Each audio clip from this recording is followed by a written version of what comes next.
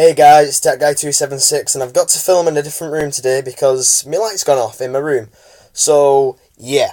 I'm here to talk about the Galaxy S5, and I know the Galaxy S5 has been talked about, and I've even done a video about it on the heartbeat sensor and its pointless features, and it's gonna sell, and the reason why it's gonna sell is because it's got that heartbeat sensor, and Samsung are gonna advertise that heartbeat sensor to hell, and you just know that's the only reason why they've put it in the Galaxy S5.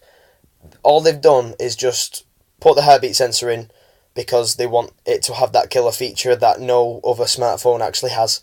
One of the features of the Samsung Galaxy S5 that I actually love, and sorry about the little camera shake, is the ultra power saving mode.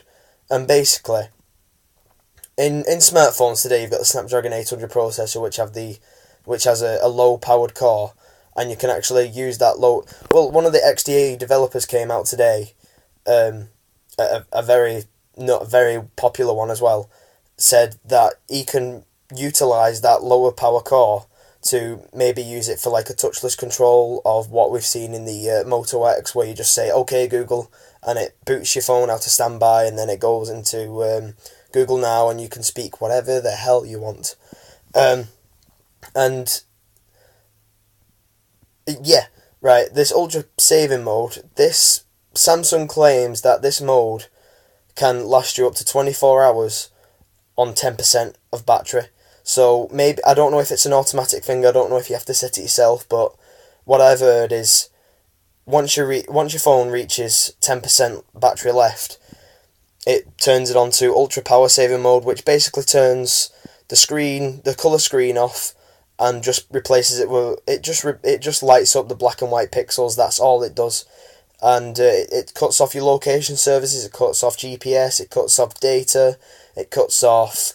You can turn your data back on if you want to do some light web browsing, such as like just touch Facebook or just classic reading or something like that. You can do basic phone calls and text messages.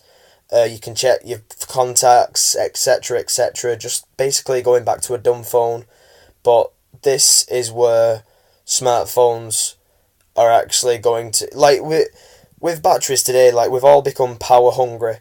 We're getting more processors, higher rate speed, higher clock speed. I mean, higher quality HD displays. We're going from 1080p, which was stupid at the time, which is 2011. First video came out to 1080p phone.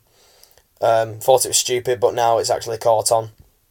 And then the next thing is 4K, and then the next thing is 8K, and it's just going to eat up all of our batteries.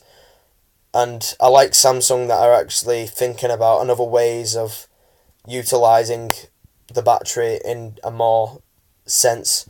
In the Samsung Galaxy S5, it's the Snapdragon 801 processor, which has a lower power voltage than the Snapdragon 800 processor. So at least all of these manufacturers, and even Qualcomm, who make the Snapdragon processors, have become battery efficient, and we've only got a matter of time until fuel cells come out, which is basically oxygen and hydrogen coming together to form molecules. It's not water, and then that powers the battery, and then that hydrogen gets released back into the hydrogen tank, and then it just keeps circling around until the hydrogen isn't there anymore, and it just basically creates a circulation. It's just like renewable energy. It just keeps going round and round until there's no energy left, really, and that's what I like. It like a piece of paper that can only be recycled like 15 times, and then it's useless again. A newspaper 15 times, and it can't be used anymore, and it just goes into landfill.